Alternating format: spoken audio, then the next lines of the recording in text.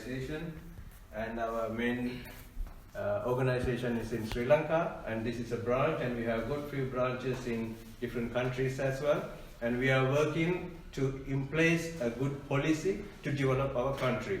So all the intellectuals in the different fields, different professions have gathered to change our country for a better place for everybody, and rather than replacing a person, to replace a policy.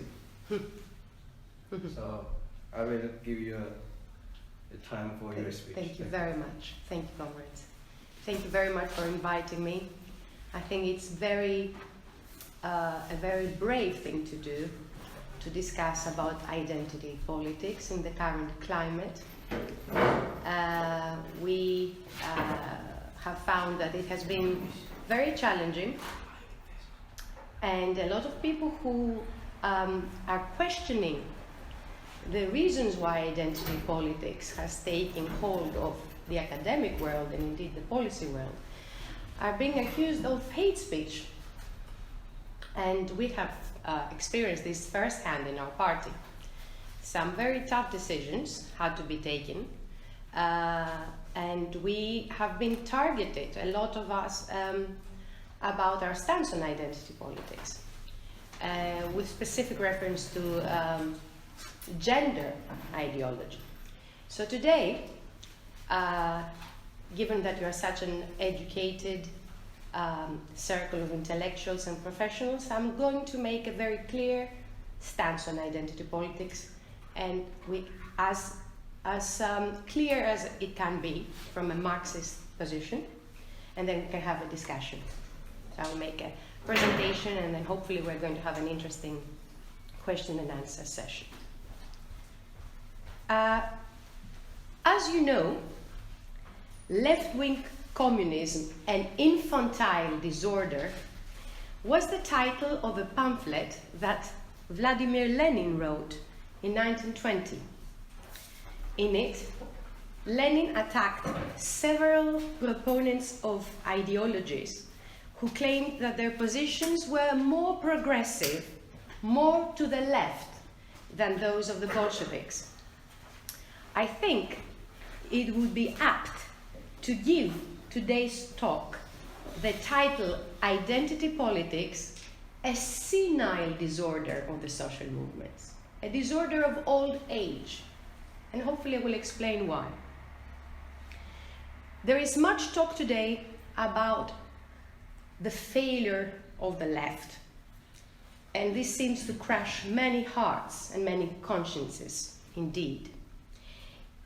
In fact, the state of affairs that we are facing today started in the 1960s and the 1970s, when the vision of a truly new society was usurped, was taken away from the hands of an already usurped left by the so-called new social movements. Those movements, as you may know, were based on individual issues such as feminism, gay rights, anti-racist, and ecological positions, and so on. And those became the forefront of the struggles in the Western world. These movements had a sense of innovation in them, at least in the phase of their beginning, compared to the traditional working class proletarian struggle. And that innovation was that they gave birth to an idea of social change that linked, for the first time, the major aspects of politics, such as state, administration, and geopolitical choices, with minor issues, personal issues, interpersonal relations, and forms of power that concern small groups and small collectivities. In the late 70s, as the model of capitalism that we know today changed radically with the fall of the Soviet Union, with catastrophic results for all the revolutionary aspirations of the past decade, not only in the West, but also in the newly decolonized countries, These social movements rapidly declined. So by the 1980s, they became shadows of the former selves without real presence in the streets.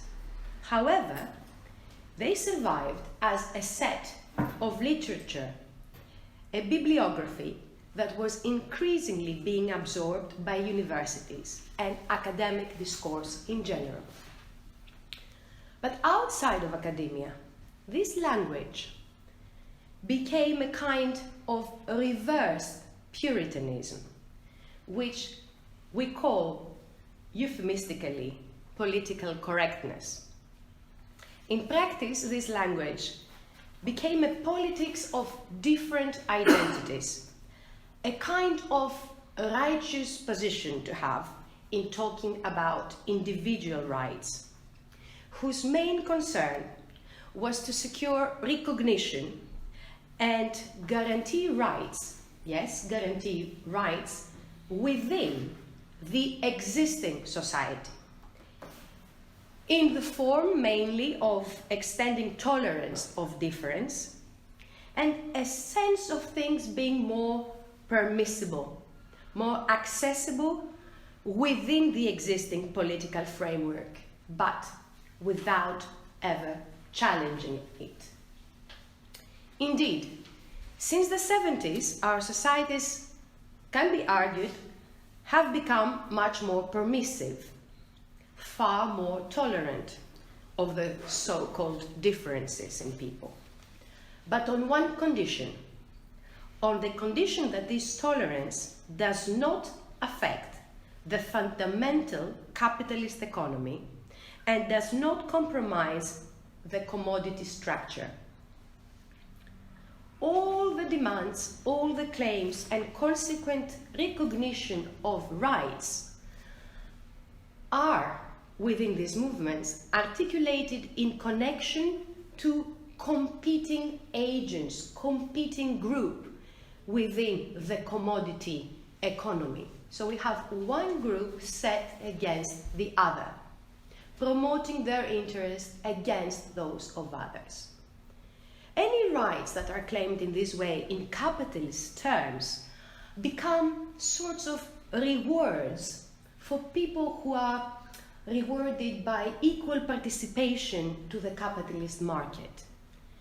Any claims or rights of workers to address and challenge the exploitative structure of capitalism are left out of the scope of these social movements, which now focus only on the interest of our participation in the system as consumers with equal rights to consume. It goes without saying that this process continues to this day, taking more and more delusional dimensions, and I have no time to speak with examples right now, but I think everyone understands what I mean, and we can become more specific with specific examples in our Q&A discussion later. There is a huge distance between language, discourse, and practical reality in our societies today. And this has almost taken dimensions of psychosis. This psychosis completely stops, paralyzes the movement, any meaningful political action. It makes it impossible or even unthinkable. You will find people who feel that the demands of the 1960s have been fulfilled today.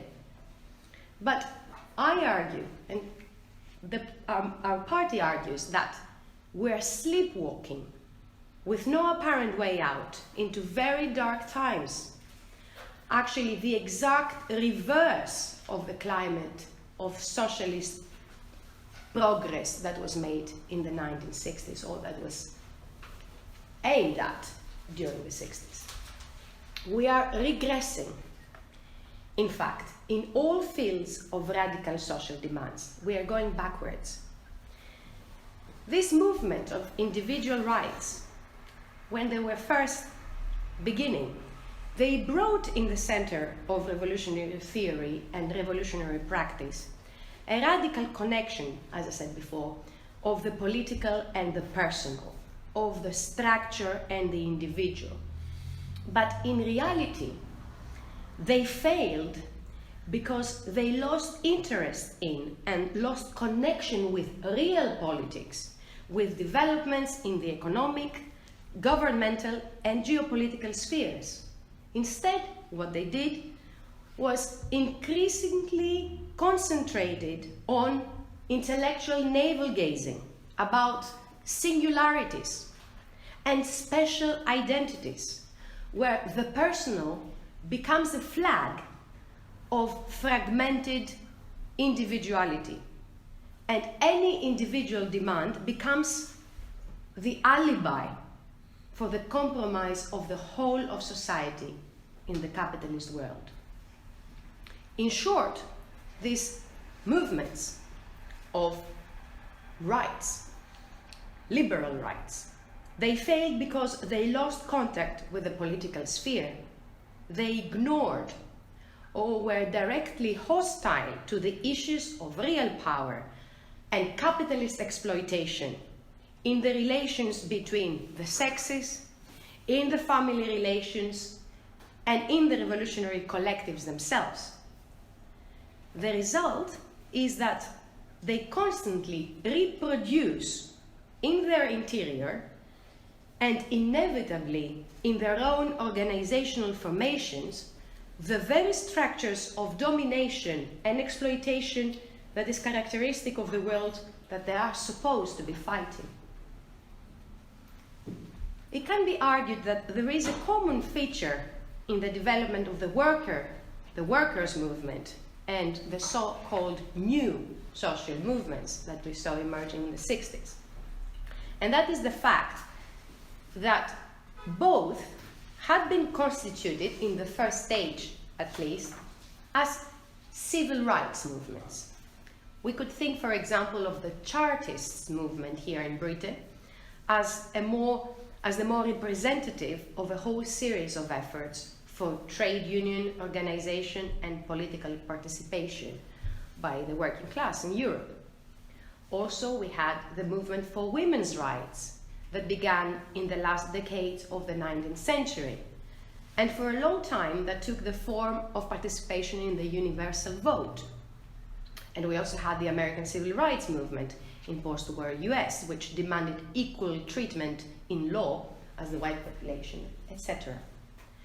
The workers' movement, however, became a movement in the full meaning of the term after the revolutionary repercussions of 1848, when overcoming the liberal framework of rights, it embraced the idea of a universal change of society, removing the existing relations of production and ownership, and creating new equality and solidarity forms of production and collective organization.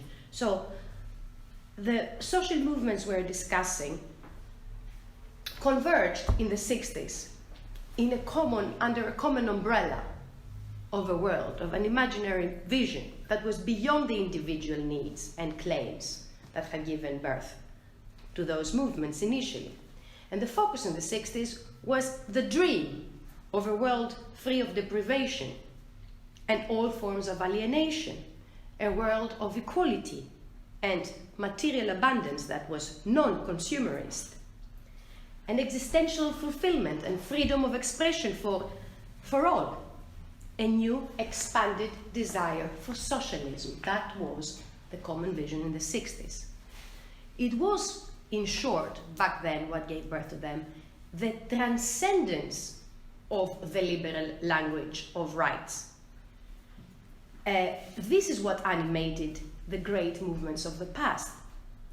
But today, we're experiencing a retreat to liberalism, a retreat to social democracy that marks a capitulation within a depressing social reality and not the dream of a new world. That means that we as progressive people, as Marxist-Leninists, we need to think again this concept of rights, their historical transformation, and their ambiguous meanings. Now I'll move to the main part of my presentation, that is a discussion of identity politics as bourgeois ideology. And I make special reference to the construction of gender identity politics. In the last decade, we have witnessed the rise of a dogma, a doctrine that is articulated in the media, in policy, in university auditoriums, and in the parliament, which promotes the perception that there exist many and fluid identities in people with associated rights. Gender itself is nowadays being treated not as a material reality, not as a biological fact, but as an individual idea. We have recent European legislation introduced, which ushered the idea, the reality of the correction of registered sex. It states that in case of disagreement between gender identity and registered sex in birth, so that it corresponds to the will, the personal sensation of the body, and its external image, when this happens, European legislation dictates that a correction can be made from the age of 17 years old. And it can be repeated, it can be corrected again to make another correction called gender identity restitution. Here we can see that the scientific approach that is so much the core of, should be the core of intellectual activity, and indeed of Marxist-Leninism, has given way to easy positions within the last decade and statements and legislation without proper research and methodological anchoring. Why is this happening? I argue that the more the misery of human beings grows under capitalism, the fundamental needs of the person and the family are under attack, and they remain unsatisfied. The more life becomes indecent in capitalism, the more capital at both national and transnational level prioritizes instead some idea, vague idea of infinite needs, desires, and rights that are associated with fluid identities. We have governmental and transnational mechanisms such as the Gender Equality in the Council of Europe, the Gender Equality Commission, the European Commission for Social Cohesion, Human Dignity and Equality in the European Parliament, and thousands of NGOs that prescribe a set of standards and supervise the compliance of local authorities and indeed of all bodies with this particular bourgeois agenda. And who are the people who promote these agendas? They are the same who launch wars and commit genocide. They are those who impose lesbian, gay, bisexual, transsexual, queer identity standards in their own interests as elements of freedom.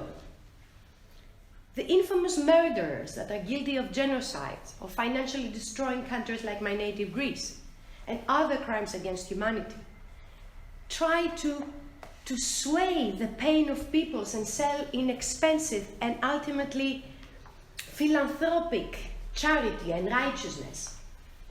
They play with our sensitivities as intellectuals, with our humanity. They play with social movements to manipulate them for their own benefit under a multicolored rainbow flag. The most reactionary forces, US, NATO, EU, regimes such as those of Zionist Israel, the Nazi governments that we have in the Baltic states, the Kiev dictatorship, and other so-called progressive powers accuse communists as sexists, homophobes, transphobes, etc. Not only communists, but all those who disagree with this dominant doctrine.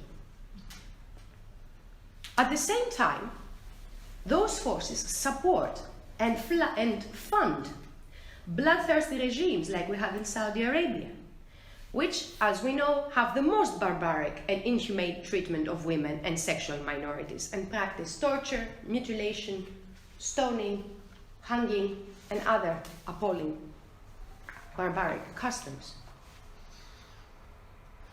The evolution of the ideological dogmas that serve this capitalist campaign requires a separate exposition. And as an academic, I can spend hours talking about the particular role that has been played by certain theories, neo-Marxist and post-Marxist theories that have gained prevalence in universities. From the Althusser's History Without Subject, to Foucault's microphysics of power, the concept of biopolitics, the concepts of postmodernism and postmodern identity, and all those aiming at the reduction of biology to a social, symbolic, metaphysical construction according to one's will. So I can self-identify as anything. One of the starting points is the degradation of the modern subject. We see a complete degradation of the person and a transformation of the person and its dignity in an endless network of relationships and formation of hybrids, mosaics, a fragmentation of fluid personalities, almost a schizophrenic situation. What is the Marxist position on this issue?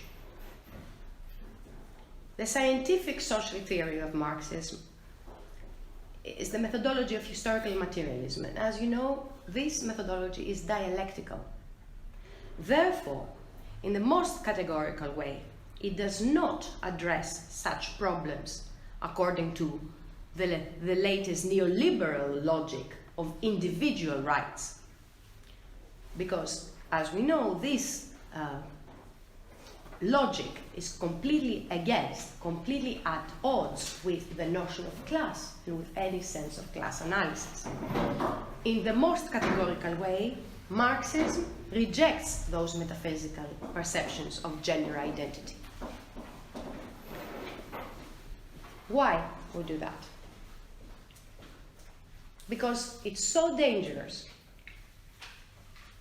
to play in an arbitrary way with the reproduction of the human race and the biological core of the person and of the family. These are not things to play with in serving some neoliberal policy.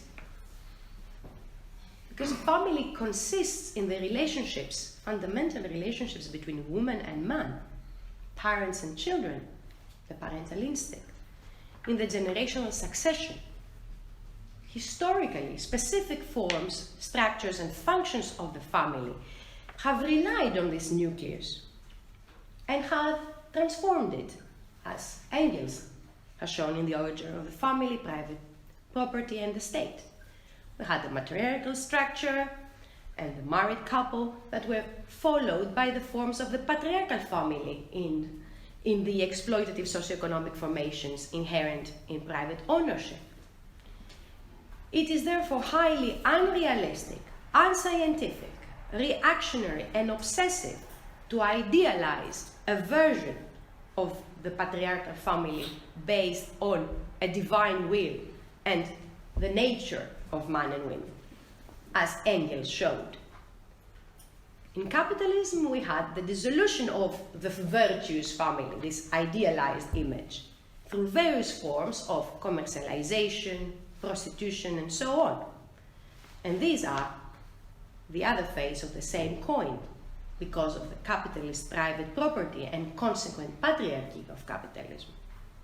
Indeed, this dissolution of the family is not just about the bourgeoisie, it affects to a great extent all working families that are treated by the system as simple units of consumption of goods and services, and above all, the production and reproduction of labor in the form of commodities. No progressive person will mourn for the disintegration of the capitalist hypocrisy that's called capitalist family, but the question is, what will replace it? We have today, for example, practices of same-sex parents who use surrogate mothers. And this is a form of abhorrent exploitation of the body and of maternity for the benefit of the rich. These people buy substitutes for paternity and maternity by relegating people to the position of breeding machines. We have to defend the biological core of the person. And people who defend the biological core of the person today are called fascists. But what is a person without this biological core of characteristics? What are we? The gender, the body type, the idiosyncrasy of the nervous system, our temperament. The problem is not moral. It is primarily determined historically and scientifically, in objective terms, and we have to be able to talk about these objective terms. Sex and gender cannot constitute a choice, an arbitrary will, a symbolic construction. The systematic propaganda of neoliberalism and all the resulting institutional interventions and policies that we see on this issue involve a very dangerous situation, a very violent stimulation of thoughts and practices in children in particular. It targets children. We have EU funding about sex education programs that start from the nursery. In local libraries, we have transgender people who read stories to children at the age of under 5. And we have all this assisted by EU legislation and government funding, a similar propaganda in the media, in the internet, and mass culture. This stimulation of thoughts in children when they are not ready hormonally, anatomically, and psychologically. It is impossible for their sex to be fully developed at this age, and yet they are targeted at this age. This targeting serves to instill in children the perception that sexual desire is a need, or rather a desire to consume, such as the choice of preference for food, clothing, style, something that they can buy, and therefore irrelevant to what will happen in their lives later, irrelevant to reproduction. And I think you will all agree with me that the practice of administering hormone inhibitors to children and to have legislating sex change intervention in children is a hideous crime against humanity, and we cannot be supporting the ideology that promotes such practices. It is not accidental that capitalism systematically rejects logic, any logic of physical and social needs that people have, and substitutes science with some irrational interpretation, fictional interpretation of subjective desire, what my will is. With a basic objective. What is the basic objective of that? Is to prevent the structured and scientifically founded collective struggle that can only be based on class. Behind the rainbow of fluid identities that we see today lies a very calculated plan of converting people into a mass that is inactive and malleable, that you can play with. Something that's played by the most aggressive forms of capital, as I discussed, pharmaceutical companies that provide inhibitors, hormonal inhibitors to children. Instead of the traditional class analysis that is now called and criticized as the big narrative, we don't have anything to do with big narratives in this fragmented world, in this world that promotes small narratives that overstretch our differences to the point where we're in constant fight with each other over cultural, linguistic, religious peculiarities, and where individual differences lead to the complete decomposition of social relations, of what binds us together, and with the ultimate erasure of social subjects. And when we don't have social subjects, we cannot have social action. We cannot have any meaningful political activity.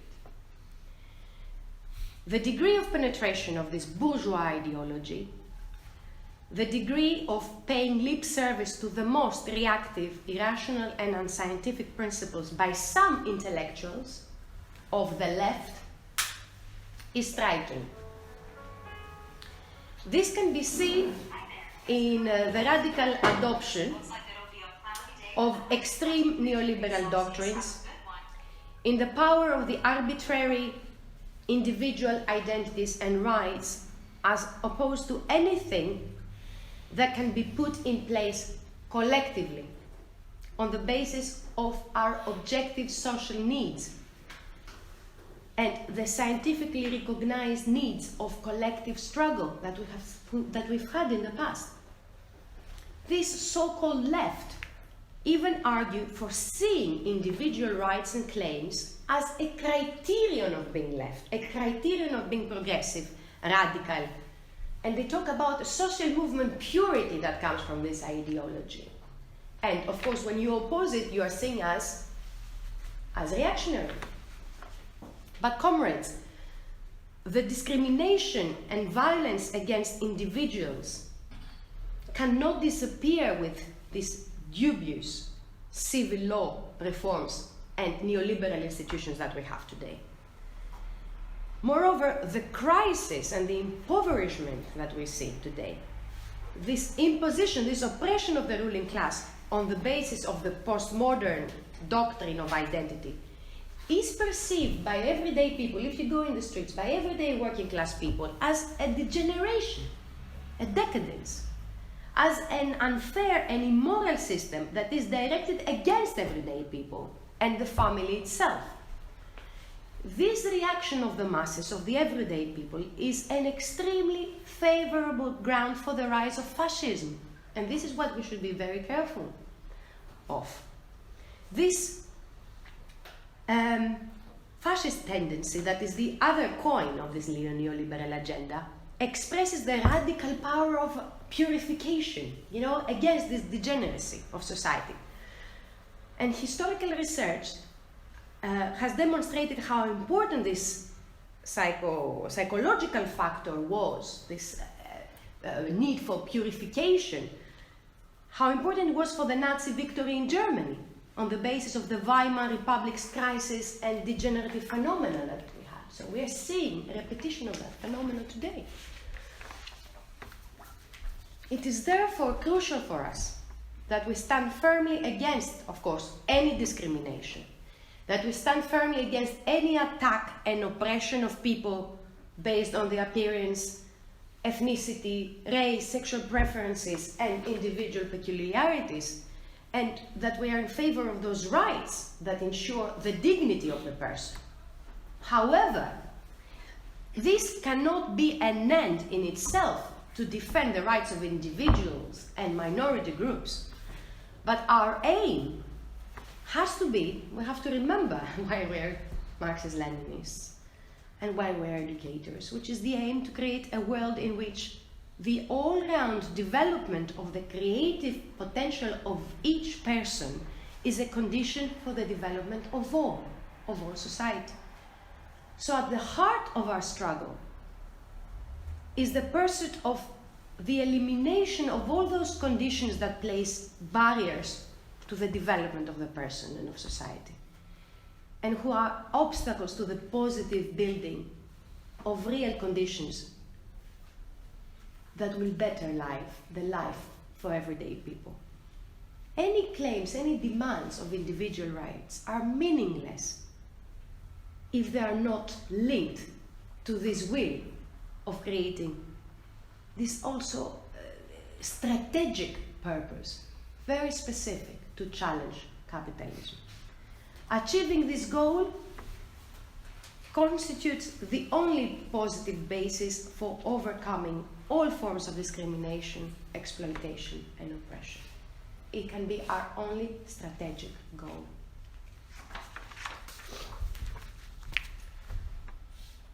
I think before I invite you to ask questions and indeed to have a discussion, I would like to read a few quotes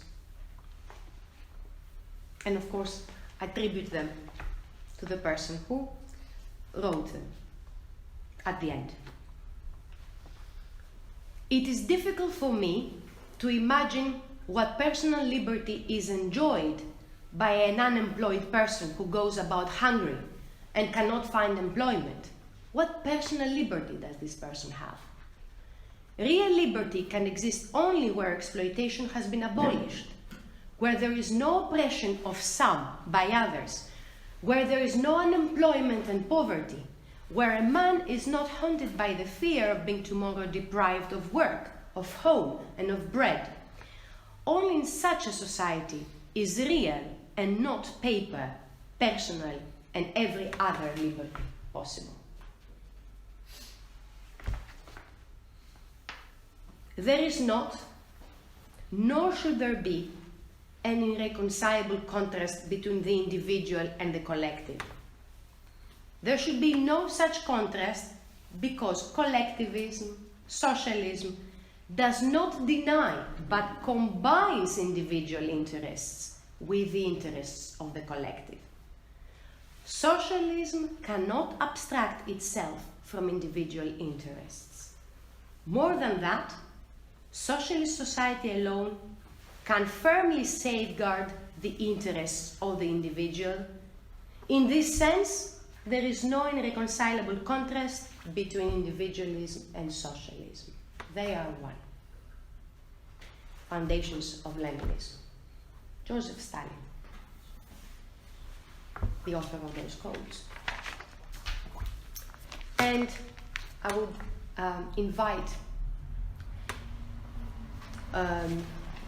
my female comrades in this room to read Clara Zetkin, Lenin on the Women's Question. Even if this work was written in the 1920s, it still has a lot of relevant things to say about how the working class has been divided in groups that fight against each other, and indeed men and women placed against each other. The hatred that this neoliberal postmodern agenda pushes between people. So Zetkin has a lot to say about how women's question is predominantly, can only be a class issue that will only be addressed by a socialist society. And back at the time, they didn't have these postmodern theories, but they had Freudian theory that was very much the fashion in academia at the time. And had a lot of talk about sex and forms of marriage and relationships. And Lenin gave Clara Zetkin, very clear points on how to be cautious about these discussions and how they can be detrimental to the class struggle. So I'm going to, if you allow me, read an extract from Clara Zetkin's memorandum book, where she talks about sex and marriage. Freudian theory is the modern fashion. I mistrust the sexual theories of the articles, dissertations, pamphlets, etc., in short, of that particular kind of literature which flourishes in the dirty soil of bourgeois society. It seems to me that these flourishing sexual theories, which are mainly hypothetical and often quite arbitrary hypotheses, arise from personal need to justify personal abnormalities in sexual life before bourgeois morality and to entreat its patience. This masked respect for bourgeois morality seems to me just as repulsive as poking about in sexual matters. However wild and revolutionary the behavior may be, it is still really quite bourgeois. It is mainly a hobby of the intellectuals and of the sections nearest those intellectuals. There is no place for it in the party and in the class-conscious fighting proletariat. That was Lenin, quoted by Zetkin. Every real Marxist analysis, Chetkin continues, of any important section of the ideological superstructure of society, of a predominating social phenomenon, must lead to an analysis of bourgeois society and of its property basis, and must stand in the realization that this property basis must be destroyed. Questions of sex and marriage, when understood not as part of the larger social question, are a big problem, because the great social question appears not as the main core, but as a part, as adjunct to social problem, to sexual problems. So we have lost the focus of the struggle here, and that was Lenin in 1920s. The main thing, what should be at the core of the discussion, becomes a secondary, subsidiary matter that not only endangers clarity on that question of liberation itself, it muddles the thoughts and it muddles the class consciousness of proletarian women generally. That's Lenin, quoted by Clara Zetkin, and as I said, I think it's a very useful read for all of us who want to challenge the damage that identity politics is doing to any real effort to raise the class consciousness of the people we meet and work with. Thank you very much.